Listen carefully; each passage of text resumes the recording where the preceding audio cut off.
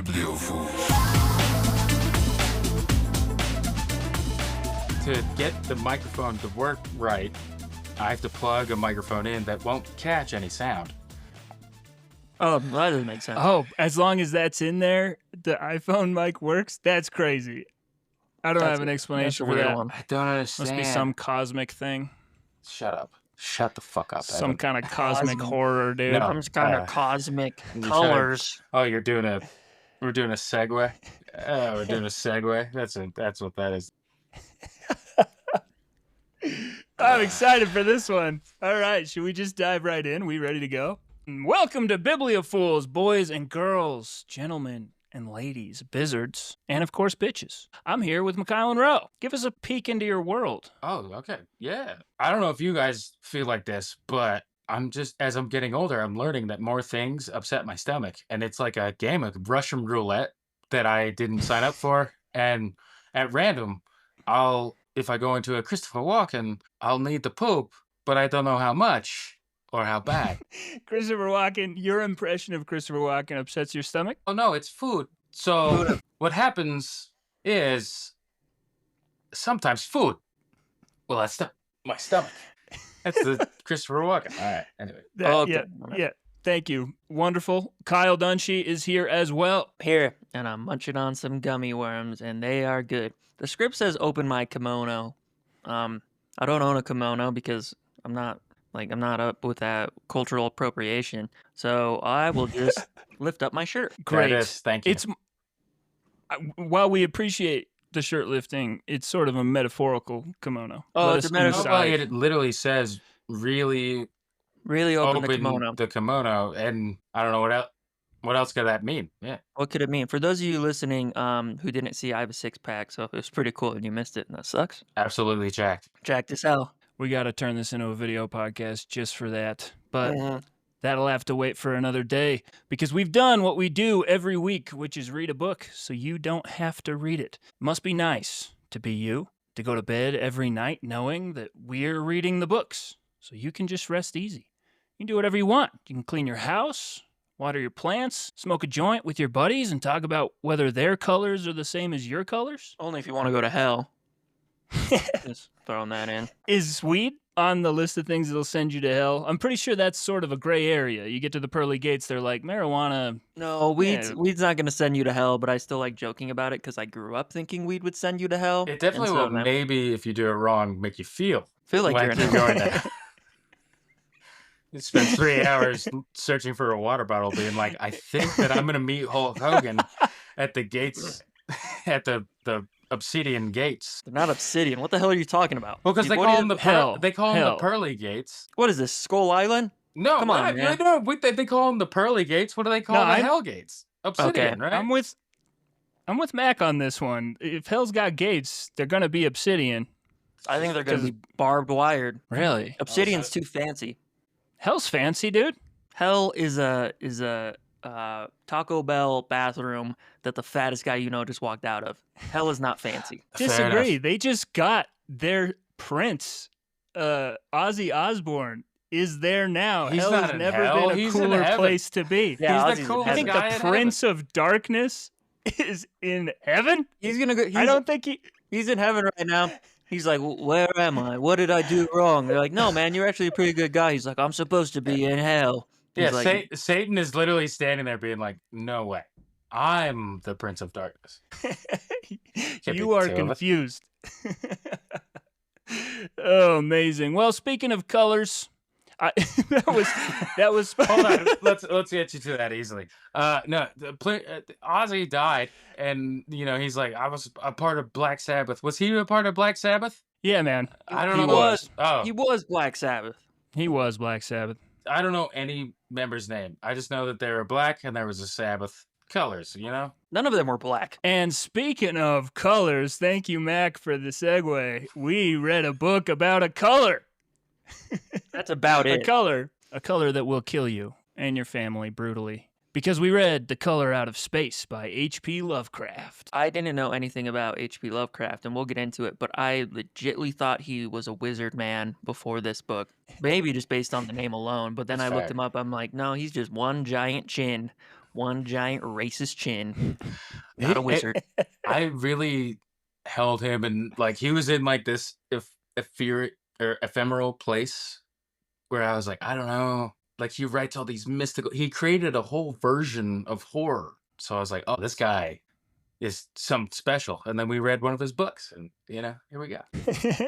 Here we are, man. I'm bummed because I really like H.P. Lovecraft, and I just learned 5 minutes ago that he's just a flagrant racist, and so now that whole it's just I'm thinking about it. It's in my mind. I don't know if we should keep this in this, but there is an argument that he's like a super racist guy because like everything that he talks about is very like what's the word for it when you're afraid of others? It's not racist. Xenophobic? He's Xenophobe. So xenophobic. We'll take it. I think that's good enough. We're gonna have to sort of just forget about that for a second because my whole script is very complimentary of H.P. Lovecraft. It's also true that he invented a genre. So we kind of have to Kanye West this, where we can acknowledge that Kanye is one of the greatest producers of all time, in spite of being a Nazi, horrible, terrible person. It's tough. It's also a thing. That's where we are. If you think about it, like horror comes at things from like a universal fear, and I feel like we all are afraid of like he described like an existential fear, and then we all found out that it wasn't that existential. He just didn't like the Browns. He's kind of what you're saying is he's sort of the anti-Jordan Peele. Yeah. Wow. Kind of. You know what, McKylan? That makes a lot of sense. Yeah. Well, it sucks because like he really described a thing. I don't know, guys. No, I'm the color. The color purple is a very. Did you watch the musical? Because it's not as good as the original. Nope. But it's because of all those songs. But that one girl, all girl, became Alphabet. And that's what really is a matter of magic. And Elphaba was green, and green was a color. And speaking of colors, the color out of space chronicles the unraveling of a country family's simple life after a strange meteorite lands on their farm. It's not a regular meteorite. It's something alive, something that's not an animal or a plant, but a color. An unearthly shade that leaches into the soil, infects the water, and slowly begins to change everything and everyone it touches. It's a terrifying slow burn, a story that asks what happens when Earth catches a stray splinter of the unfathomable horrors looming in the cosmos. Evan, why did you choose this book? Why did you choose this book by this potentially but very likely racist man? Before and I knew again, this, but it's the racism Okay, part I'm of gonna it. stop talking about it. Again, if you guys would let me talk about it for 5 all right, seconds. go ahead. No, let's hear you out. I'm sorry. All I'm saying is racism is assigned to him, and I get that he's talking about these existential horrors, but can we really just get rid of something because it's tied to something bad? And I'm not saying we forgive him for it. I'm saying he described the unfathomable and is racist. It's not necessarily connected. Like maybe oh no, I was gonna say maybe you don't know. I was gonna say maybe his racism is like useful. But It's not. It's not. But you're right. It's not an or. It might be because it like gives us an insight that like this is that like some people who are racist or whatever the fuck, this is what they feel, but it's not that. And we're gonna cut all this. Never mind. I immediately His racism was actually his greatest strength. No, it's a good point. Max, like, it's a good point, but it's Mac, not. you're hear me out. You were making a Hear really me good out. Let me point. talk. Let me talk. Oh, guys are gonna get it in just 1 second. But you guys do get it, where it's like his racism actually does speak to something that's inherent in all of us, which is like this fear of the unknown. The problem is that it comes from this horrible place. So it really fucking sucks that he was racist because he was this verbose person who could do this thing that really describes something we all feel. But what he was describing was racism. So it sucks. But am I wrong? Am I wrong? Like he used a horrible part of himself to describe something we all feel, which is a fascinating thing. Here's my take. I think the fear of the unknown, everybody has. Exactly. And then how that manifests, what you do about it, I think says more about who you are. So I think he described what's going on inside that you can't get rid of. He just chose to name his cat the N-word, and I think that's the wrong way to handle your fear of the unknown. Well, let's get started. Our story begins. Okay, you asked why I chose the book. This is the answer. Before I knew he was a racist, I really like H.P. Lovecraft. I like Cthulhu. I like the Call of Cthulhu. I like At the Mountains of Madness. I hope they let Guillermo del Toro just make an At the Mountains of Madness movie. It keeps getting shut down. He just wants to make it so bad. But anyways, I hadn't read this one. There's a Nick Cage movie. I thought, we got to do H.P. Lovecraft at some point. He invented my favorite genre. Is it my favorite? It's close. Cosmic horror. Is this so? Nick, there's a Nick Cage movie about this book that we read. Yeah. Interesting. I did not know that. Mhm. I kept thinking it'd make a really good movie. And I clearly that was not an original thought. So You're right. But here we go. I don't know about you guys. What was your first experience, or what do you think about like Lovecraftian? Because that term is so big. We're entering into this big world. Yeah, great question. I don't know much about this guy. I know he's got a name that I have heard 1,000 times. I thought he was like some wizard, part of the occult, maybe. I knew very little about him. I still don't know much about him. But I can say that he's a good writer. That I know right now. He's a good writer. He was at his prime in the 20s, which is the same time Hemingway and Fitzgerald were bopping around, and Hemingway was like, I don't think we need to use complete sentences, and Fitzgerald was like, I think we can use a lot of alliteration. And then they were like, Lovecraft, what are you doing? And he was like, well, he's got an octopus for a face. And they were like, let's go back to World War I analogy. So it's interesting because like he's the only one out of all those people who has like a term. Right? Am I wrong? Am I wrong? You're right. Like, No, you're right. He did tap in. That's why I like him defending him a little bit. Is I'm like, it sucks whatever we know about him now, but like he tapped into like this other thing. Yeah, he did. It's not what we know about him now. It's what he was doing then. The fact that he was like supporting Hitler, like there wasn't like, it's not like, oh, we found all these skeletons in the closet. He was dancing with the skeletons blatantly, and for all of us to see. But he's still a good writer, and he's still a good writer. Well, our story begins in the wild hills of West Arkham. It's where Joker lives. Massachusetts. Arkham, Massachusetts. Is that a real place? Yeah, but it's not a real asylum. Yeah, no, the reference is the asylum. No, you know the asylum? Where Batman's friends all go? No, I know that's not a real place. I'm talking about Arkham, which sounds so much more boring. I'm 80% sure it's real, which is high enough not to Google it right now. Okay.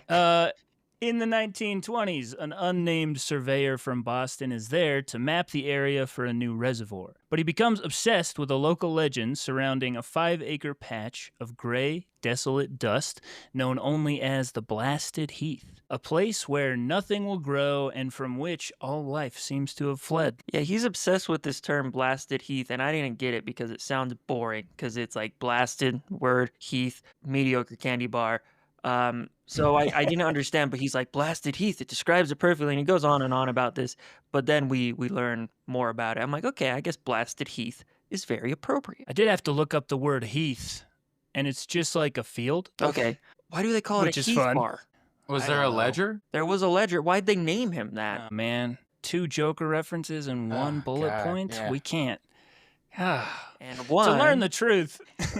And one candy bar reference for the fat ass in our crew who's currently eating gummy worms. Well, to learn the truth, the surveyor seeks out the one man who will speak of the strange days, a traumatized and supposedly crazy old man named Ami Pierce. Ami tells him the tragic story of the family who once lived on that land, the Gardners. Let's get to know the Gardners. The Gardners are a simple, hard-working farm family. There's Nahum, the stoic patriarch. His wife, Nabby. That's fun. Nahum and Nabby. Let's invite Nahum and Nabby over to play some knapsack. It's that thing that happens with like older people where you're like, I could not imagine you as a young person. Like you meet a Beth and you're like, there's no way somebody's tossing a football and it goes too far. And it's like, Beth, can you go grab it? That doesn't happen. That doesn't happen. Oddly enough, all those old lady names are coming back. Just thought that was interesting. No one cares. No one cares. That's fascinating to me. That was a quiet look at, like, continue.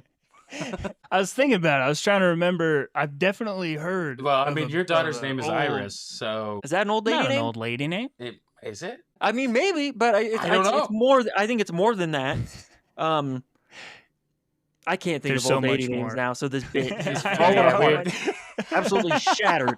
Yeah, we 'Cause said I don't know it. Yeah, I'm sorry I said Iris. I immediately panicked. I was like, that's not an old lady name. That's not an old lady name. I'm sorry. What am I doing? Well, yep, Nabby. I've Nabby. never met a woman named Nabby, but that's her name. And their 3 sons, Thaddeus, Merwin, and Zenos. Who are all Which- wizards. Wow. All of them. No, what the hell is up with these names, though, for real? Okay, there's a thing that happens with this book. That it is very well written, and it is weird. It's weird top to bottom. Yeah, exactly. We can't even have normal names. They can't be like Jeremy and John and Traeger. Yeah, I it don't just know. the slow step out of reality. Like it's just Evan, you all right? Kyle got me. He was like normal names, and then he gave 2 normal names, and then came out with Traeger. Which is probably a Utah name. You mean like Wow. isn't that Rob Lowe's character from Parks and Rec? It's like Matt Traeger. Chris Traeger. Chris Oh, Traeger. it is, Traeger. Yeah. I was Yeah, thinking that's of right. the grill, and I thought someone in my vicinity will name their child that. They'll be like, Traeger. I mean, yeah, we're from Utah. It's not likely, but it's part of the thing where I was just like, oh, there's just like a little. He didn't try to give normal names. Yeah, they're not Mennonites. They're not Amish. They're not part of a weird cult. They just have these wizard names, and that's great. They're just an ordinary family, but they are completely unprepared for the cosmic nightmare that will befall them. The nightmare began in June 1882 when a strange meteorite crashed into the Gardner's front yard. It was unlike any rock ever seen. It was strangely soft, it shrank every day, and it glowed with an eerie, unearthly light, like Mac's penis. Wait, is that true? Well, here's the thing. Yeah, It gets It's smaller like every the day. meteorite. Yeah, it's If you touch- minuscule. It's minuscule, but it's been what? How 12 years since we were in high school? Shit, that's About 12 inches. Yeah, it's starting to. It's moving inward. Okay. It was not 12 inches. 12 inches. What the hell are you talking about? Well, I'm not saying that it was Uh. 12 inches. I'm just saying it is moving inward. Did you really think you were packing that much heat in high school, brother? No, I'm. If you're not picking up what I'm putting down, it moves about an inch a year. Okay, It's I'm been sorry. 12 years, and it's moving inward. Kyle, Evan, do you want to go to point 4 or something? Yeah, point 4. So professors from the Miskatonic University came to study it, but their science was useless. A sample they took vanished overnight. When they chipped at the meteorite, they found it held globules of a bizarre, indescribable color, a hue that doesn't exist in our world. Then, after a lightning storm, the entire meteorite disappears. So this part made me very sad because we have this very mediocre family with some weird names, but they're just kind of farmers living their life. And then the most exciting thing happens. They have a meteor hit their yard, and I felt like they were excited about it. They were excited that these professors were coming to their house to look at it, and they were getting all this attention. But this just ends up being the worst possible thing that could happen. And I felt so bad because I'm like, I bet they were giddy and so happy, and they're telling the neighbors, come check it out. And it's just so sad that it ruins them. Yeah, it's the thing that I don't know. Lovecraftian horror does really well, but he does it really well in this story. Is it's like he paints a very beautiful picture. Yeah. You The know, area, no, like, and like physically, the area that he's describing, I'm like, I want to live there. This sounds awesome. There's fields, there's hills, pasture land. It sounds amazing. He also creates like a good vibe to describe. He's really good at making it seem ominous without really like saying why. Like every time Yeah. they're talking about the meteorite, I kind of felt reading it the way that you feel in 2001 A Space Odyssey when you see the monolith and the music plays and it's just like it's just a square, but why does it feel so scary? That's kind of how I felt. The entire meteorite disappeared, but it wasn't gone. The next season, the gardener's crops grew to enormous sizes, but they were inedible with a bitter, disgusting taste. The color had seeped from the meteorite into the soil, beginning its slow poisoning of the farm. Also, it was very much in the well, it was in the water they were drinking. yeah. So, like, Yeah. everything they were consuming had meteorite in it. Not good. Yeah, At first, they were excited. They were like, that meteorite made all of our fruits huge. This is going to be great. But then they ripen and they eat it, and they're like, oh, no. Yeah, it's very simple, and it's like, oh, isn't this awesome? Oh, wait, what? It's super removed. Like, it does, there's parts in this where, like... because you're hearing about it secondhand so, like, from a crazy old guy. Yeah. And it, like, and it's so... Which makes it interesting and reporterly. It's like, just see, like, at the end of the book, the biggest thing I felt was I was just like, oh, isn't that crazy? Isn't that something? How about that? Oh, wow. And that's very much like, this is where that's really starts to take hold, because the beginning is really good, and it's like, you don't get that feeling while you're reading it. But later. But then at the end, you're just like, oh, yeah, isn't that something? Like, it's just, that's the writing style. Like, the writing style of it is like, it's so, he writes it so well where you're like, oh, what's happening? And then when you get to the end, you're just like, oh, wow, all right, well. Golly. It's the longest poop I've ever taken. I didn't think about that. What? He's pooping. He was at the time while he was reading, I presume. Yeah. Something's wrong. Hell yeah, bro. He tried to tell us at the beginning of the episode in his Christopher Walken voice, but all is not well in the GI tract of McIsland Row. Over the next year, a creeping blight spread across the land. All the vegetation turned a brittle, crumbling gray. The farm animals went mad, their bodies twisting into grotesque shapes. The well water became tainted, but the family, growing more isolated and fatalistic, kept drinking it. Yeah, this is where it got real dark, because before it's like, the crops are bad, but now it's like, oh, your cows, your livestock are deformed, and they're like crumbling in on themselves, and no one knows what to do about it. That's a huge bummer. Big old bummer. That's a bummer. No, that's not my new catchphrase. And dang it. That might be. No. But this, maybe I'm wrong, but this is all being described, right? Like, it's right. So this is where I got confused, because we're going back and forth between like 3 characters, aren't we? Yeah. So you got Ami, who is telling the story to the surveyor. But Ami, like, he's not there for the whole thing, so you kind of have this unreliable narrator thing, too, because he's old and crazy. But then he's like, so I went, and they were like, strange things are happening to our fruit. And then I didn't see him for a while, and then I went back, and I was like, your well water's pretty messed up. And they were like, no, it's not messed up. And then I was like, what's happening to you? That's kind of the That's the vibe, right? That's what's happening. Sorry, that was a long answer to a short question. Yes, it is being told third hand. That's not a long answer. That was a great answer. It was a great answer. Yeah. Thank you, guys. Thank you. I really appreciate it. No, okay. That's what I'm saying about the whole vibe of it all. It's an old wives' tale. This is like an urban, legendy thing. Yeah, you have to sort of take this old guy's word for it that everything happened. The only real piece of evidence that the writer, who's the surveyor, who's never named, the only real piece of evidence he has is on this abandoned road, there's this big circle in a field where everything's like gray, and there's the remains of a house and a well there, but the rest of it is just an old guy that was like, let me tell you about the strange days, which is pretty Lovecraftian. Yeah. Like, most of his work is like somebody saw something that was unspeakably horrifying, so much so you can't even put it into words, and they're trying to tell somebody about it. It's like, well, I can't even say it. You know, all I can say is I looked back behind me and I was forever changed. Kyle, did you know that at all about? You guys keep saying Lovecraftian. I don't know what that word means. Yeah. Because this is the first time I've read him, and I like the word. Sounds great. I wanted to get with Lovecraftian, but I don't know what it means. But I'm learning that maybe there are themes.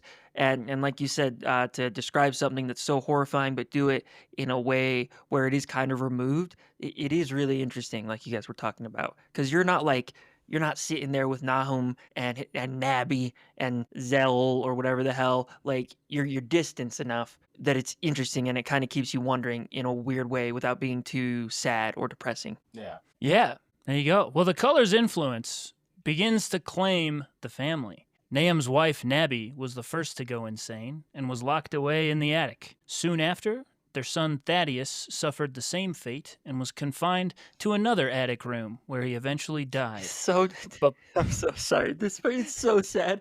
Where it's just like his wife went crazy. So what did he do? Locked her in the attic. Like she was a danger. course. She was scaring the kids. And then his son went crazy. Good thing he had 2 rooms up there because he locked him in the other one. And they would scream at each other all night long. and the poor little Merwin boy is just like I so sad. What is I happening? kept getting so confused. I was like, I've missed something. There's no way that they just locked them up together, like around each other. Just in different rooms. And then every time I would go back 30 seconds, I'd be like, oh, I didn't miss that thing. It's all right there. the idea of like them screaming upstairs at each other, you know, and then he's got these other 2 boys that are sort of just despondent. I just picture, because Nick Cage came to mind the whole time, just like him sitting in a rocking chair, like an armchair at the end of the day, like, oh, God damn it, you know, and in the background you got like, shut up, you're so loud. No, you shut up. You're crazy, Mom. And they're like, no, it was this color. Like, and they're like screeching at the top of their lungs. And Nick Cage is, It's more of a green. Yeah. I thought it was more of a purple. See, in a Like, weird, it's- in my head, I'm hearing it as like it's 2 definitively like people possessed by demons, where it's like, I'll rape your soul, I'll rape your soul, and he's like, guys, can you please shut up? See, Oh my I read God. it. I read it more that way, McKylan, where they're just saying That's what- vulgar, yeah. terrible, scary things, and then there's this poor little boy downstairs, just like, what's going on with mommy and my older brother? I guess I can't see them because they're locked in the attic. And Oh, then it's just man. Nick Cage And you just being just like, got Nick shut Cage in up. the armchair. He's just like, he's rubbing his temples like, oh my God, it's been such a long day. And then the sweetest girl you've ever met in your life comes in like, hey, daddy, it's kind of hard to sleep with all of the like stuff that's going on. He's like, shut up. Man. There's no little girl in the story, but I know. I love- was just going off of what we were talking about. Sorry. All right. I just want to know where she came from. The funniest version in my head. I was just She picturing. came from the meteor. She came She from the. crawls out the well. She's like, I can't sleep. Here I am. Will you It's like, have some juice? I don't know what that voice is you did, Evan, but I need more of it. That was good. All right. Yes. Well, Get back in the the other attic. 2 sons. And we're back in the attic. Okay. Can I have some juice? Get your ass back in the attic. You're saying crazy things. We don't have apple juice. I don't know who you are. You are not part of my family. I just want some juice. I thought maybe you had some extra juice. I am so sorry, but I have my wife up there, my son up there. I only have another son. You are new to me. That is good. Oh, man. Well, the other 2 sons, Merwin and Zenos. It's his real name. It's his real name, isn't it? It's his real name. Both vanished under mysterious circumstances. Nahum, when asked where they went, could only say, Zenos now lives in the well. It's so sad because Ami comes over to visit them, and he doesn't like the area. He's scared of it, but he goes over to visit Nahum, and he's like, so, where are your kids? Like, I know your wife's locked in the attic. Where are your kids? And he's just like giving these vague answers. And I mean, if I was Ami, I'd be like, what the hell is going on? He is. That's how he is. He's like, what is going on in this home? Yeah, he's like, so they're in the well. They're in the well. He's like, yeah, they live there now. He's like, that's normal. That's normal. What you're saying to me is really normal. It's the perfect like old man thing, like when you ask an old person a story and you're just like, oh, so they held him down, and he's like, oh well, I left the room. Like it's very much that vibe where like Ami's just like, yeah, I came over and I asked like, where are your other 2 sons? And he said they were gone. And I was like, oh, you know what? The dog's barking. I'll see you later. Oh man. Well, Ami Pierce, the family's only remaining friend, finally goes to check on them after weeks of silence. So he's just kind of checking in periodically because he's like, it's not good, but I don't really know how to help. I told them get a new well. They just like didn't do it. So he keeps going over and he finds Nabby in the attic transformed into a monstrous thing that he's forced to put out of his misery, or at least that's implied. Yeah. He's like, and then the thing started moving, and he's like, and then then we're back to the surveyor that's like, the way Ami said it, he just sort of said nothing was moving when I left, and I think that probably means it's like what you were saying, Mac, where he's like, well, then I had to leave and lock the door of secrets behind me, but let's just say nothing was moving around in there after that. You know how they used to say, if you don't have to make it stop screaming. So, did you want some tea?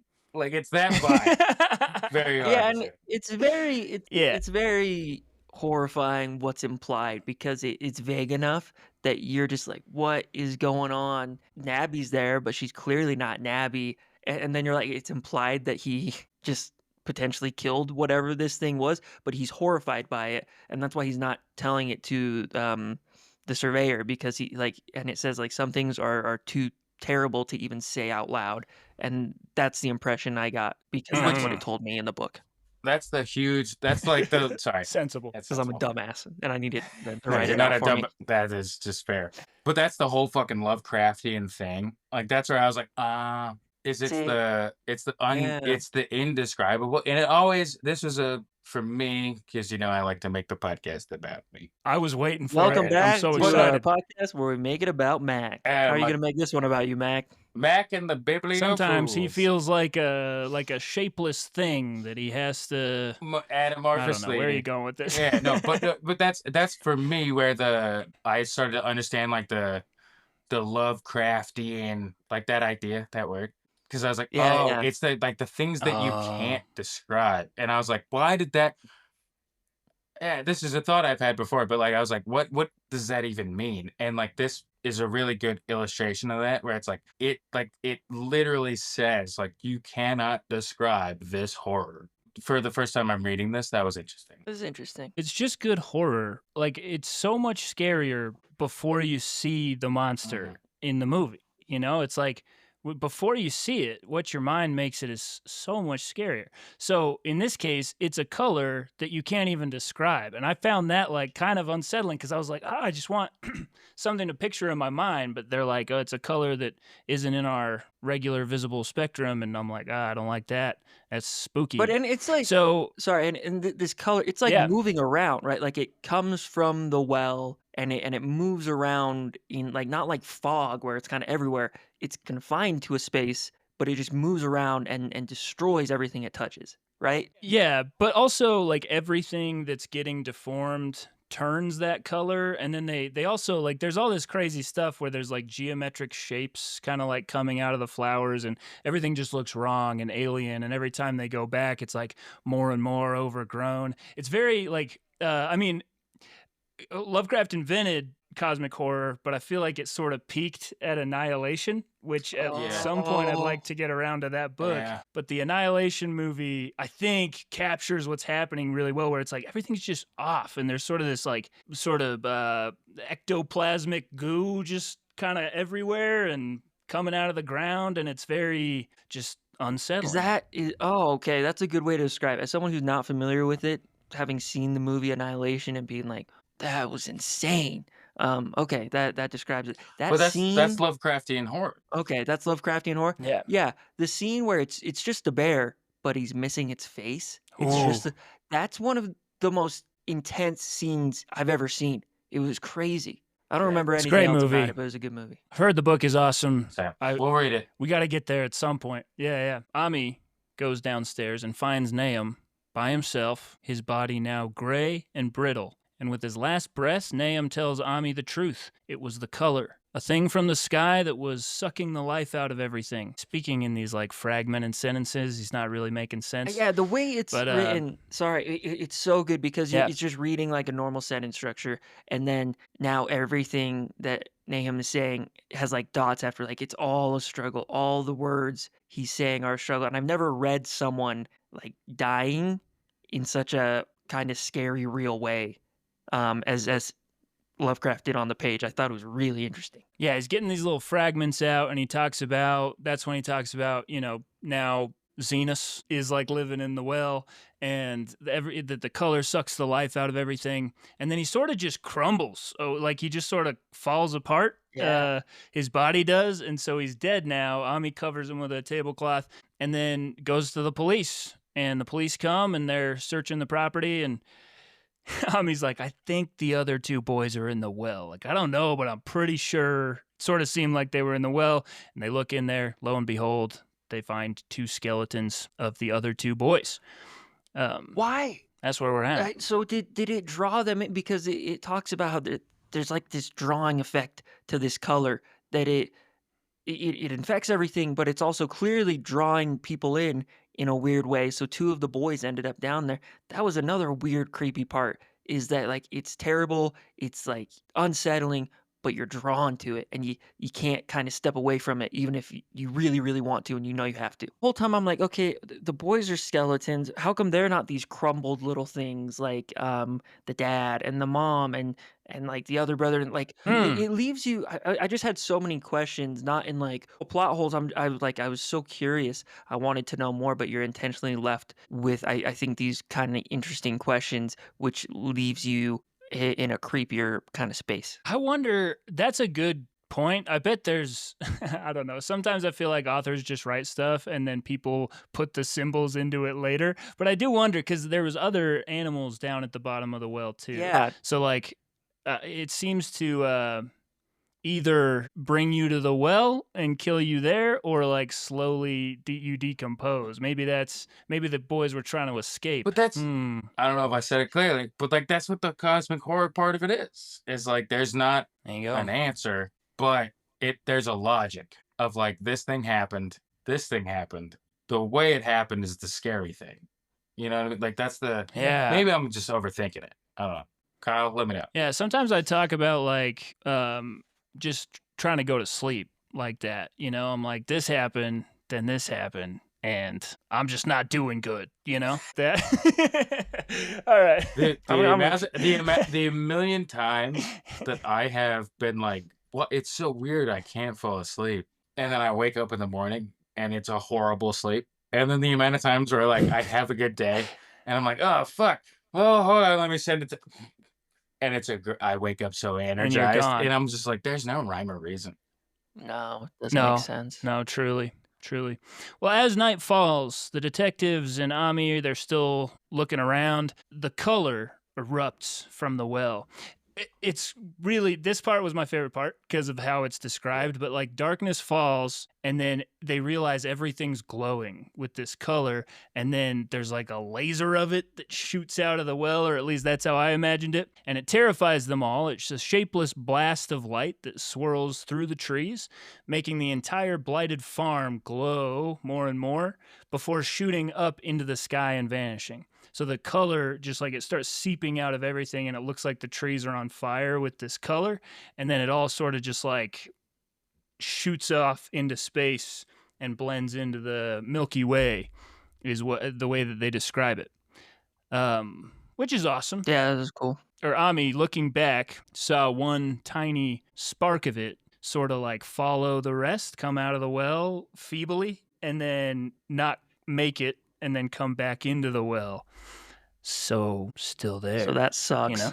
That's a real... Not good. That's a bummer. That's a bummer that happened, and it's still on this planet. That lives with us on Earth.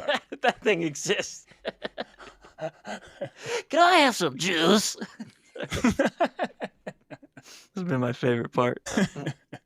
Well, the next morning, the Gardner farm... Wait, I'm going to finish chewing my gummies. Anybody have a bit to do? A bit? A bit? Yeah, it's the sky beam. I guess Lovecraft invented the sky beam that every effing movie uses. That was my thought when I saw it shoot. I'm like, okay, so now every movie for the past forever uses that, even though...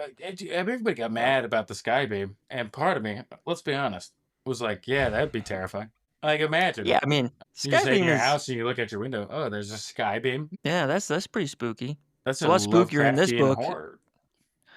That's if you say Lovecraftian one more damn I time, swear to dude. God. Like, are you just trying? Are you trying to get a rise out of me, Mikhail? I'm just saying, Just I did like a there's- whole good bit, and you guys just moved on and didn't say anything. So I'm What gonna are you work on it talking again. about? Wait, What wait, bit are you talking about? I'm not sure. I'm not. You can't even remember. Yeah, no. You have a vague memory of doing a really good It bit. wa- Is that what I'm It hearing? was so good. These guys It don't was the even best. know. Yeah, it was the best bit. No, but let's be honest. Let's think about it for a second.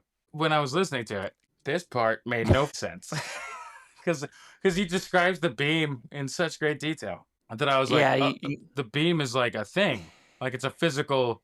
There's a body to it, and I was like, I've missed something. I've clearly missed something. I didn't. It was just, you didn't. yeah, no. The colors of space. This book, Out of Space, is so.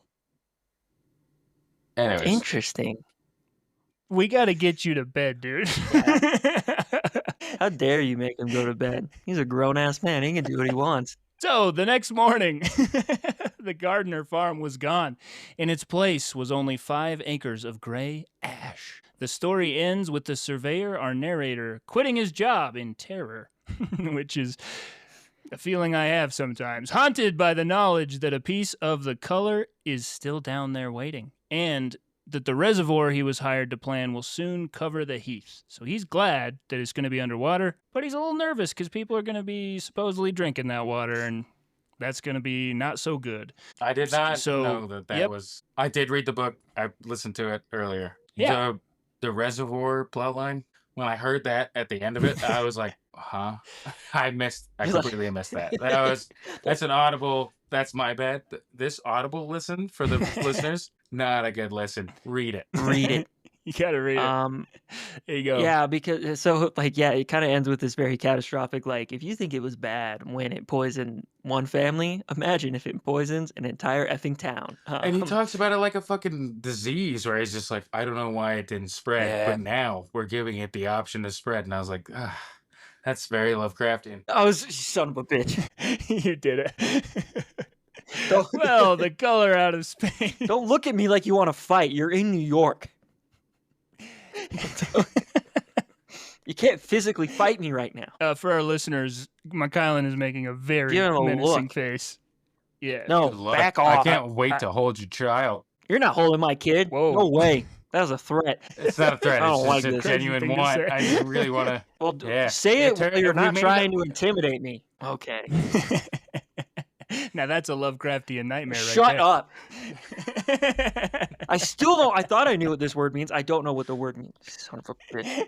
It's getting less clear. Yeah. Which makes sense. The color out of space is a yes, it does. Thank you. I cut myself off that time. That does make sense. It does make sense, right? It doesn't. For the word to be anomalous and amorphous, and good job, Mikhailin. The color out of space is a. I'm gonna get through this sentence. God damn it! That's the most hurtful good job, McCollum, I've ever had. And I have people who hate me in my life. You're one of my good friends. Amazing. The color out of space is a chilling cosmic horror written by the man that invented the genre.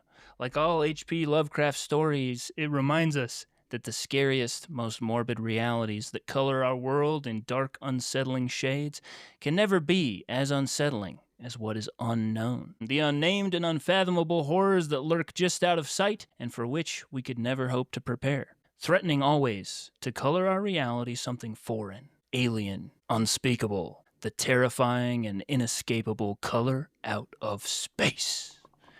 Ba, ba, da, na, da, na, da. No, that's the wrong music. Boom, chicka, boom, chicka, boom, chicka, boom, chicka, boom, chicka, boom, Can I have some juice? Can I get the jizz? What did we think of the book? It was all right, actually.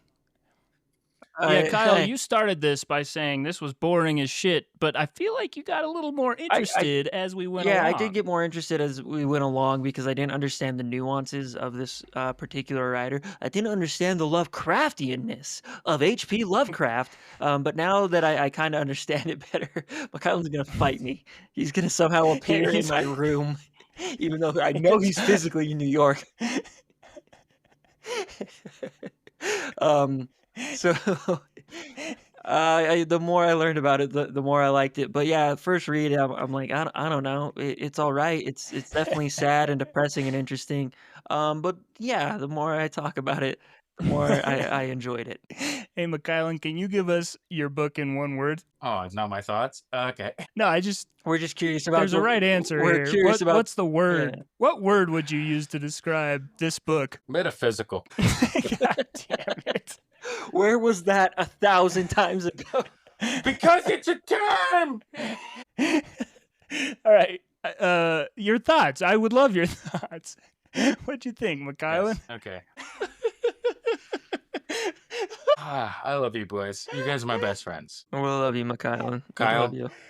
You Oh, seem man. a little not happy. Fine. I don't like when you postured up towards me and said you wanted to hold my child. That disturbed me quite a bit. Okay, that was my bad. I genuinely meant that.